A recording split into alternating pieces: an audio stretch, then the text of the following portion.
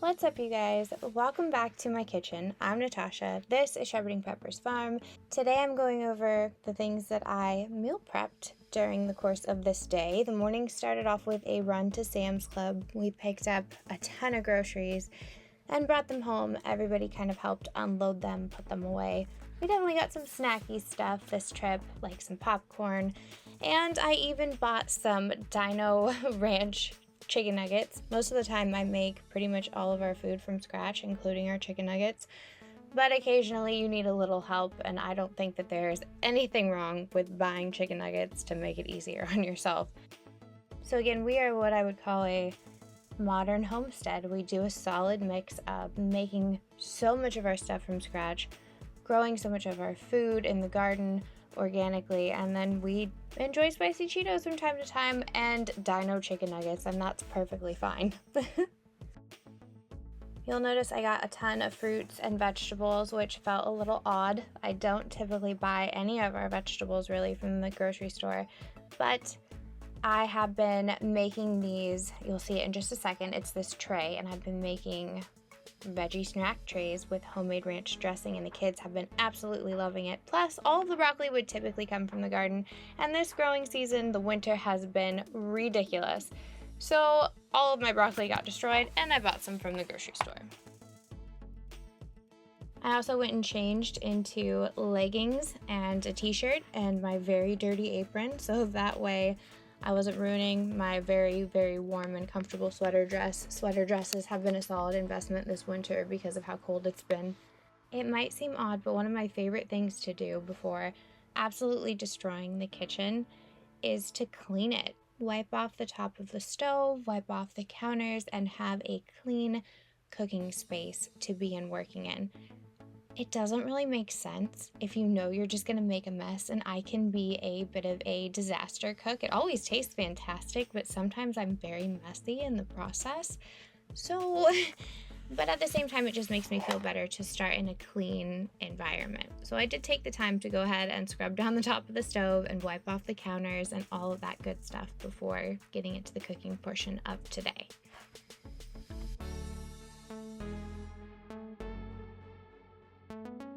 Cinnamon here hanging out on the counter before I kicked her off so I could cook. I mean, there is no way to keep cats off of things. She's just my little pal. She follows me absolutely everywhere and is getting into everything all the time, but I do have a no cats on the counter during cooking policy, so as adorable she is, she had to get down.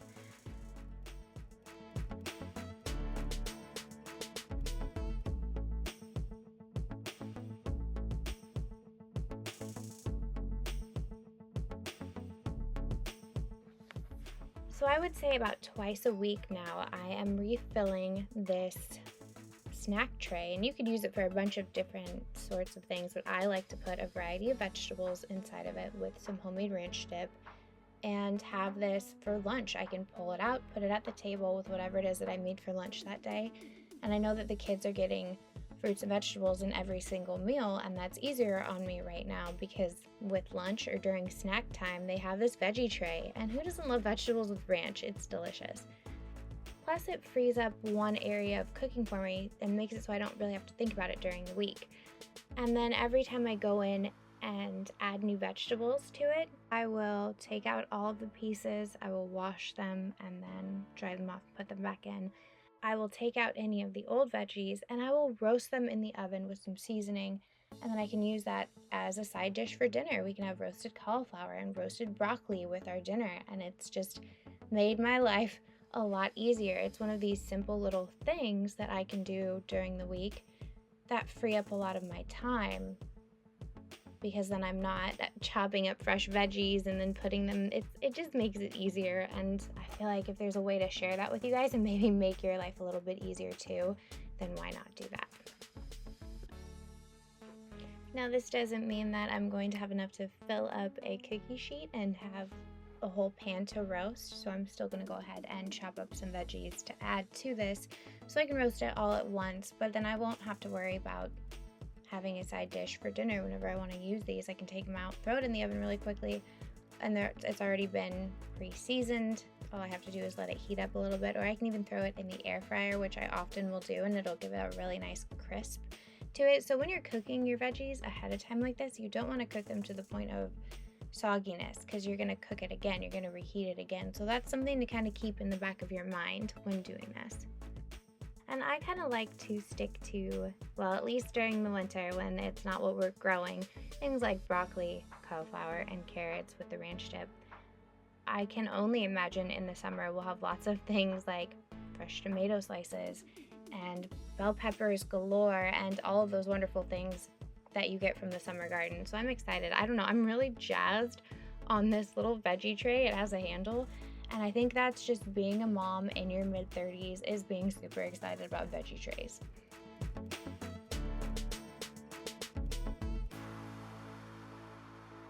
So around once a week, I will make fresh mayonnaise from scratch and fresh homemade ranch dressing from scratch. Oftentimes, I will also add into that homemade barbecue sauce, which we're actually going to get to later in this video, and some other dressings that we enjoy. But specifically today, we're probably going to stick to the barbecue sauce, the ranch, and the homemade mayonnaise. Now, homemade mayonnaise used to really intimidate me because I grew up in that generation that always said you can't have raw eggs. Raw eggs will give you salmonella and you will die and you'll be violently sick and you can't leave the bathroom. So I was always very hesitant up until, I don't know, 6 months ago to make our own homemade mayonnaise. But there's actually a lot of support for making your own homemade mayonnaise. And yes, you do use raw eggs with this. If that's not something you are comfortable with, then go ahead and skip past that and use store-bought mayonnaise. That's perfectly fine. But I use mayonnaise in the process of making our homemade ranch dressings. All you need to make homemade mayonnaise from scratch, you need 1 raw egg and about a half a cup of olive oil, sometimes 3/4 a cup. I've seen a lot of recipes that say 1 cup of olive oil to 1 egg. And for me, I always feel like that ends up with extremely oily mayonnaise, so I don't particularly enjoy that. So I use about a half to 3/4 of a cup of oil to 1 egg. I do include about 2 tablespoons worth of distilled white vinegar, a little squeeze of mustard, and some salt. And then you puree this together either with a stick mixer or a blender, and voila, you have instant homemade mayonnaise, and it tastes so much better than the store-bought mayonnaise. It's fresh, it's delicious, it's outstanding. So I don't know if I will ever go back to store-bought mayonnaise ever. And then to turn this into homemade ranch dressing, what I will do is I will take our homemade ranch powder that we made together in a recent video on making your own seasonings. I can link it in this video in the description for you.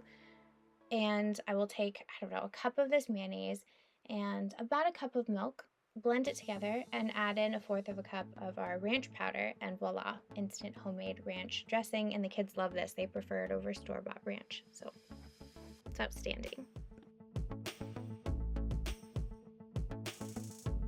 Now, when I roast our veggies, sometimes I will leave them plain, toss them in a little bit of olive oil and some salt, and just roast them in the oven. Other times, like today, I will add seasonings to it. So this time I used a little bit of fajita seasoning and sprinkled it all over the veggies, and it's a delicious, fun way to kind of spice up your vegetables, and you don't always have to do that, but I enjoy switching it up. I like a lot of variety in our diets and in my taste buds. I like variety. They say variety is the spice of life for a reason, so.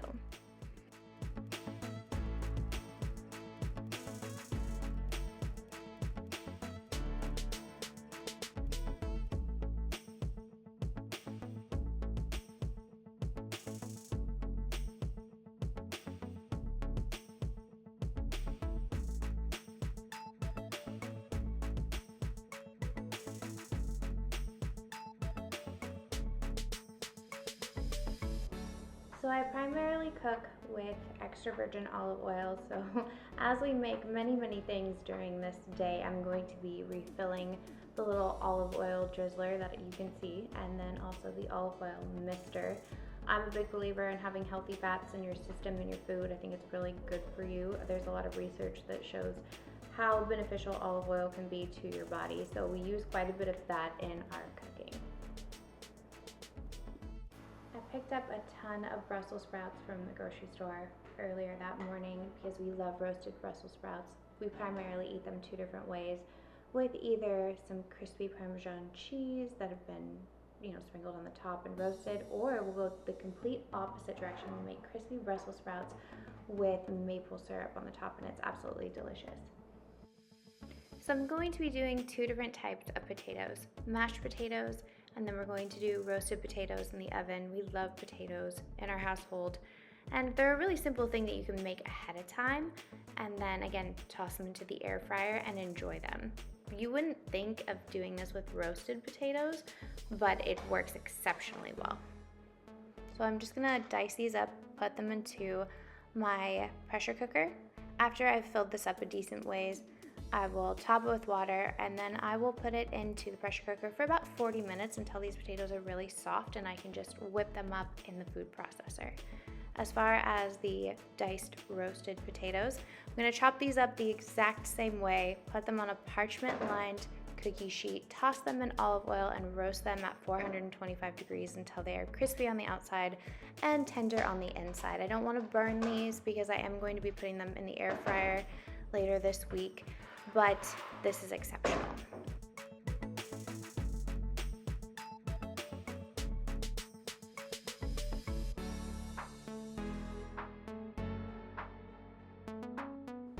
Once these roasted veggies make it out of the oven, I'm gonna let them cool on the counter, and then we're gonna put these in some Tupperware, and it's gonna go into our extra refrigerator until we're ready to use them during the week.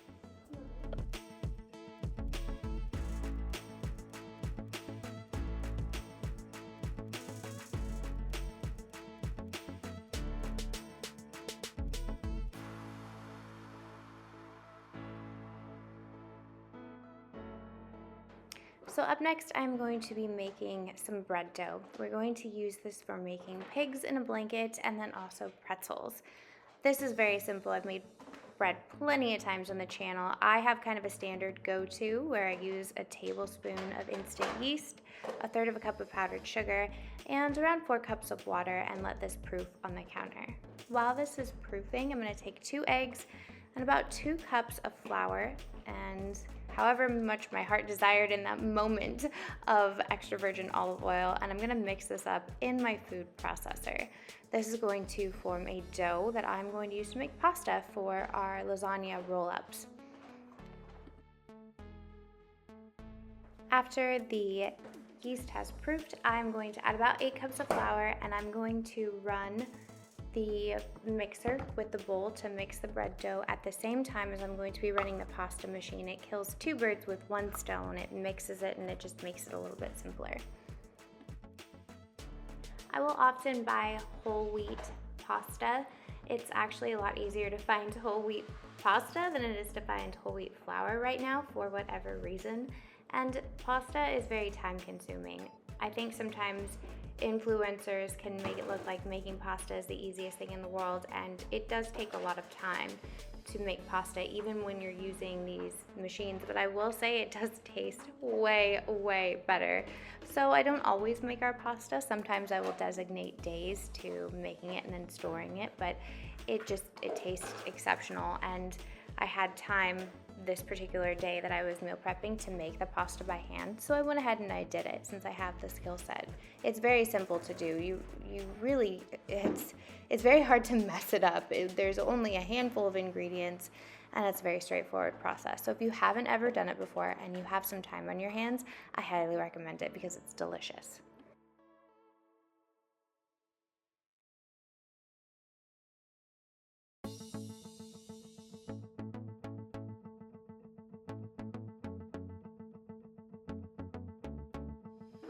Now that I have this dough, all I have to do is cut the hot dogs up. I cut them into thirds, I think, and then roll them up in the dough. I do let them sit on a cookie sheet and rise just a touch before I put them back in the oven, but since I'm making so many of these, they have plenty of time to do that on their own, really. And then pop them into the oven at around 425 for about 20 minutes. These ones got just slightly overdone because I had to go help the kids with something, but that's okay. They were still excellent.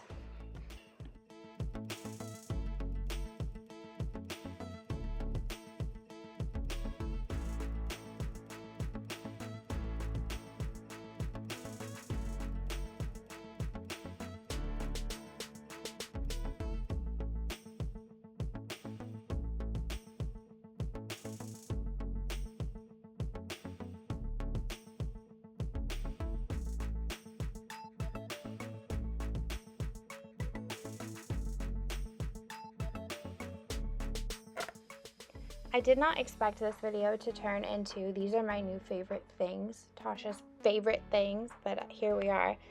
So I got these little, again for Christmas, I got these little glass containers. I think they're about 10 ounces. I'll link all this stuff in my Amazon store for you guys. The little muffin liners and the glass cups for what I'm about to show you. Because for me, I don't like buying plastic bottles of juice. It just gets too expensive. We would go through it so quickly. So instead I invested in these little glass cups that are dishwasher safe. I think there's like 10 or 12 that came all together as a set. And I will refill these for the kids. This time I'm just making a protein shake using the Fruity Pebbles protein drink. You use a scoop or two of that and you pour some milk into it, and then voila, I have these protein shakes for the kids. I can put it in the fridge and they will enjoy those. They can just reach in and grab one and they're good. Then I'm also going to show you in just a second the process of making smoothies from the melons that we froze, that we grew on the farm earlier this season. I call it a farm, but really it's like a mini hobby farm. It's not a big farm. But we grew a ton of melons this last summer. And I did multiple videos on food preservation where we did a whole bunch of different stuff, but one of them included cutting up the melons and freezing them, and I talked about making smoothies and things like that with these melons during the winter months, and that's exactly what we're going to do here. I'm going to take some strawberries and some mixed frozen berries.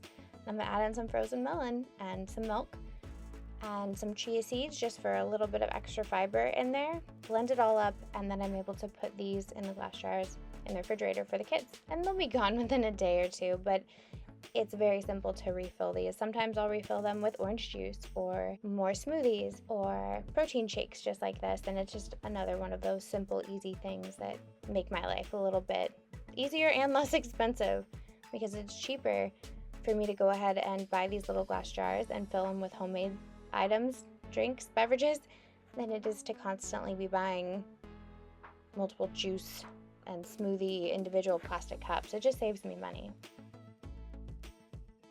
So one of the things we're going to be prepping is salmon bowls for this week.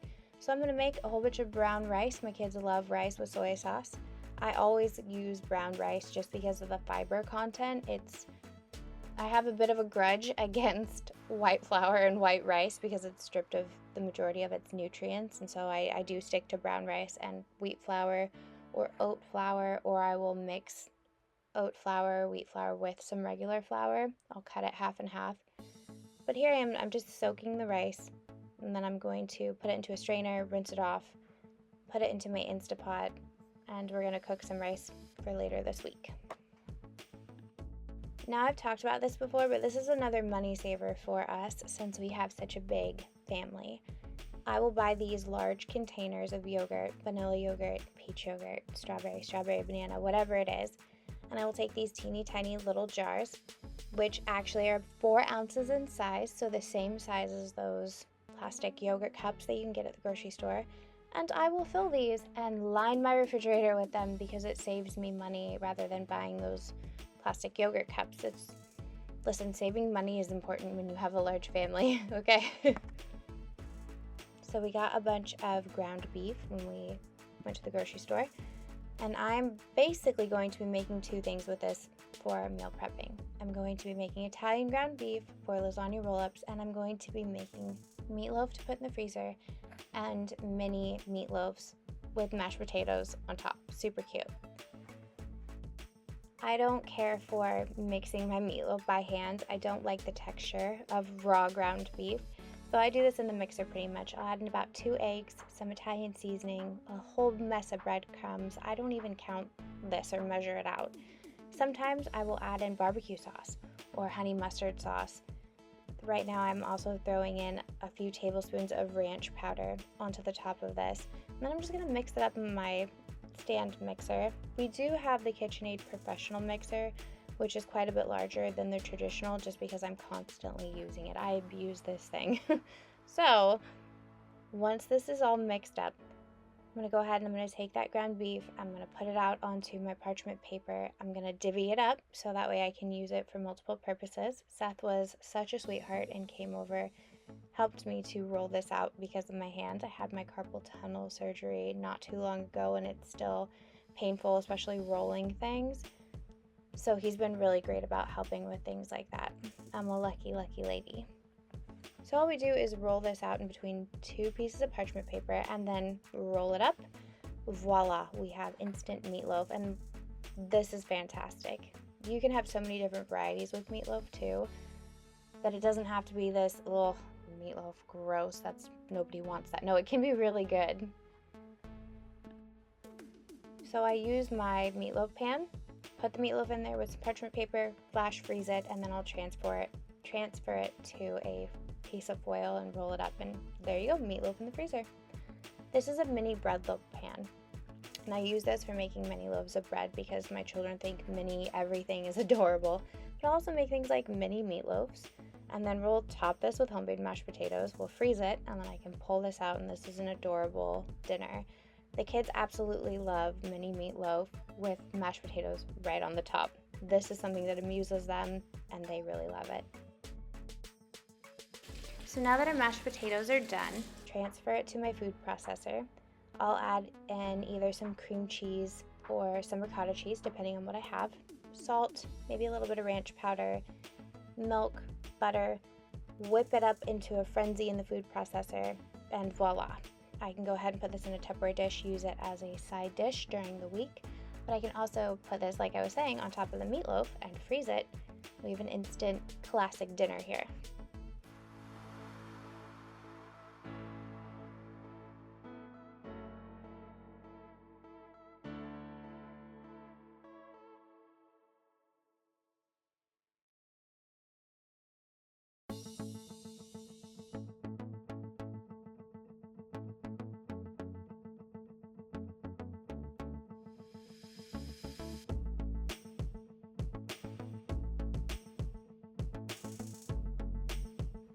So Italian ground beef. I took about 1/4 of this roll, probably about 2.5 pounds worth of beef, put it into my cast iron skillet. I want you to notice this though, because no one ever taught this to me, and once I learned it, it made a huge difference in my cooking with cast iron. If you heat your pan up, your cast iron skillet, and this is a monster cast iron skillet, if you heat this up and it's really, really warm, you can test it by flicking some water onto it. I just used a coffee cup and flung water onto it, and it sizzled right off. That pan I know is now ready. I can cook meat on it, I can cook eggs on it, and it's not going to stick because it's heated fully beforehand.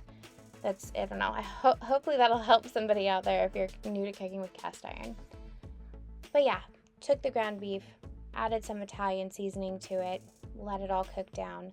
And then we're going to use this partially in the lasagna roll-ups, but I also saved this in a Tupperware dish in the freezer, so the next time I need to use Italian ground beef or something, maybe I'm making spaghetti or whatever it might be, I can just grab this Tupperware dish of Italian ground beef out, and voila, one less thing I have to do in the future. Which is why I love taking a day and cooking, and then knowing for the rest of the month I have all of these things at my disposal that make my life easier.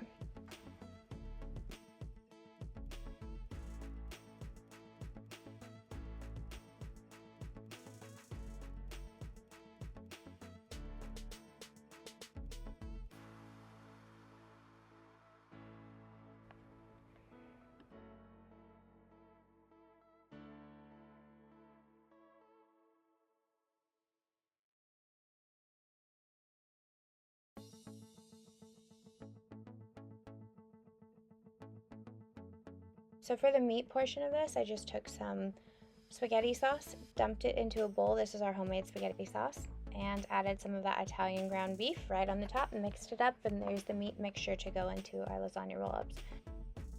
Laid the noodles out, added the cheese mixture, added the meat mixture, and just rolled it all up. Added some spaghetti sauce to the bottom of a glass dish, layered into this the lasagna roll-ups, covered it with more spaghetti sauce, cheese, put a lid on it, and I was able to put this into our fridge. We do have 2 refrigerators. I have one in the garage and one in the house. And since we meal prep like this, I will take that lasagna roll-up dish that we just made. I'll put it in the fridge in the garage, and then on the day that I plan to have that, I can just pull it out and put it right into the oven, and it's good to go. And I can serve that with my veggies that we roasted together.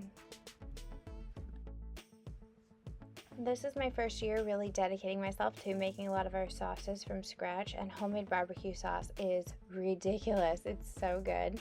So I will link the recipe that I use in the description of this video, but it's pretty simple. You need about a cup of brown sugar, and then, gosh, I don't have it in front of me. I have it saved to my computer, so I'm just kind of winging it.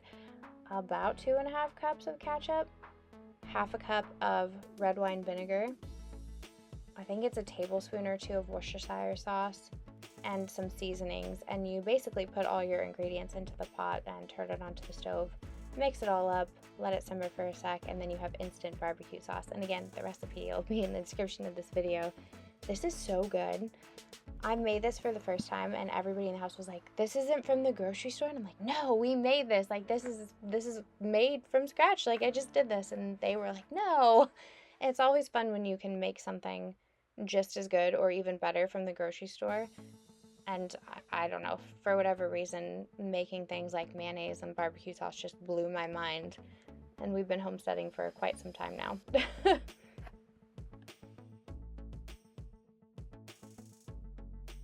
I was blessed with 4 daughters. They're wonderful. And every so often, instead of doing other things, they'll offer to help me in the kitchen, and I will always take them up on that. And they wanted to help me roll out pretzels.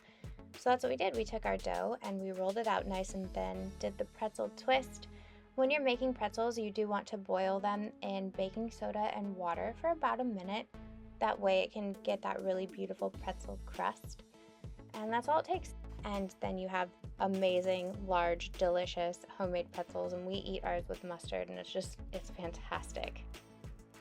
I had planned to have these as a snack throughout the week, but the second I made these, everybody in the house was like, "Oh my gosh, I love these," and they ended up eating all these pretzels at around 4 o'clock, so nobody was in the mood for dinner, but everybody loved it, so it was a win.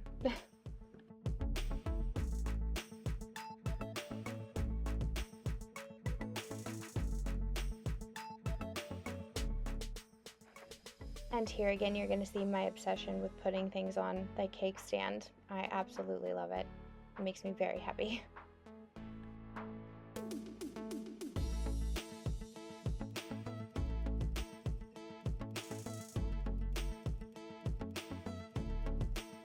So we buy our meats in bulk and took the salmon out of this little salmon box that you can see, put it in some cold water in the sink to thaw it really quickly, and then placed it onto a cookie sheet. And then I just seasoned this with blackening seasoning. That's all it was. We did this in one of our seasoning videos. I can link it in the video. This is going to be a very heavily linked description video. But yeah, this is our blackening seasoning. Sprinkled it all over the fish, added some olive oil so it would stick a little bit better, flipped it over, did the same thing on the other side, baked this at 425. If you couldn't tell, 425 is my go-to oven temperature. Baked it in the oven for, I think, 12 minutes. I'm not really sure. That's my guess. I don't actually use a timer in the kitchen very often. My children joke about me having a sixth sense in the meaning that I can just tell when things are done in the oven. It's weird. If I get distracted, if I'm not in my cooking zone, I will burn things. But 99% of the time, I have got it and I can cook things without a timer. Oh, somebody's upset. I gotta go check on the babies. So one of our favorite sauces to make is honey mustard, and then we add ranch dressing into it, and it's just really, really tasty. It's something our family really loves and enjoys.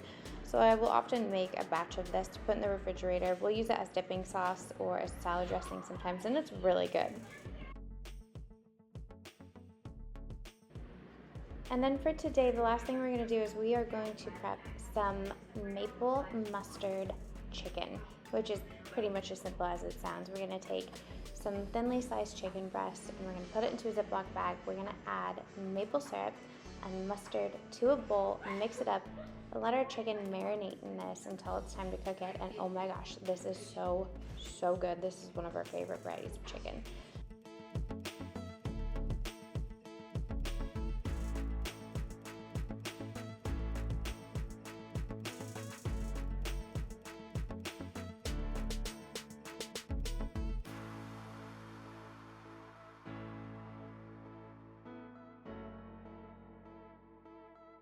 We also prepped an Italian ranch chicken by taking some of our ranch powder and some Italian seasonings, putting it in a bag, shaking it up with the chicken in there so we could coat it, and letting it marinate in the refrigerator until ready to use it. So yeah, that's going to go ahead and wrap up this particular video, and I will see you guys in the next one. Bye, y'all.